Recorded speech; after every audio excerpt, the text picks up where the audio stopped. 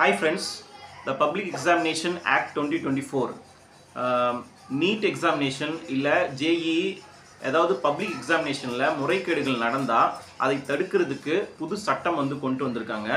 இது ஜூன் 21 2024 இருந்து இது அமலுக்கு வந்திருக்கு. இந்த சட்டம் என்ன சொல்லுது அது பத்தி இந்த வீடியோல விரிவா பார்க்கலாம்.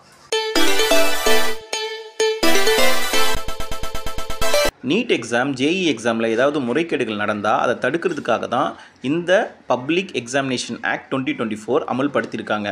இந்த சட்டம் February 5 2024 பார்லிமெண்ட்டில் நிறைவேற்றப்பட்டிருக்கு. அதே போல் February 25 ஜனாதிபதி அவர்களும் ஒப்புதல் அளிச்சிருக்காங்க இந்த சட்டத்தை.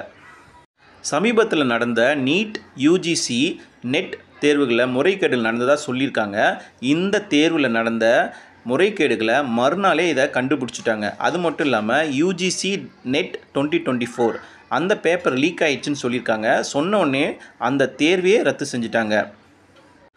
நீட் விவகாரம் தொடர்பாக பீகாரில் தேர்வர்களை உட்பட 5க்கும் மேற்பட்டவர்களை கைது செஞ்சுருக்காங்க.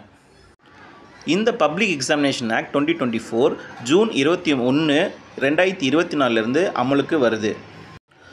இந்த சட்டம்படி யாராவது முறைகேடுகள் பண்ணுனா அதில் ஈடுபடுறவங்களுக்கு 3லிருந்து 10 ஆண்டுகள் சிறை தண்டனை விதிக்கப்படும்.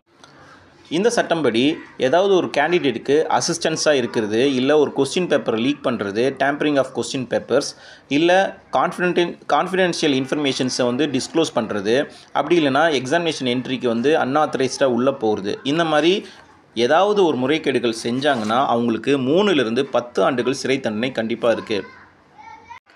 அதே போல் தேர்வு ஆணையத்தை சேர்ந்தவங்க இந்த மாதிரி குற்றத்தில் ஈடுபட்டாங்கன்னா அவங்களுக்கு 5லிருந்து 10 ஆண்டுகள் சிறை தண்டனை மட்டும் இல்லாமல் 1 கோடி ரூபாய் வரைக்கும் அவங்களுக்கு அபராதம் விதிக்கப்படும். இதுதான் இந்த சட்டம் சொல்லுது, இந்த பப்ளிக் எக்ஸாமினேஷன் ஆக்ட் 2024. மேலும் இது போல் செய்திகளை தெரிஞ்சுக்கொள்ள பேப்பர் கட் சேனலை சப்ஸ்கிரைப் பண்ணுங்கள். தேங்க்யூ.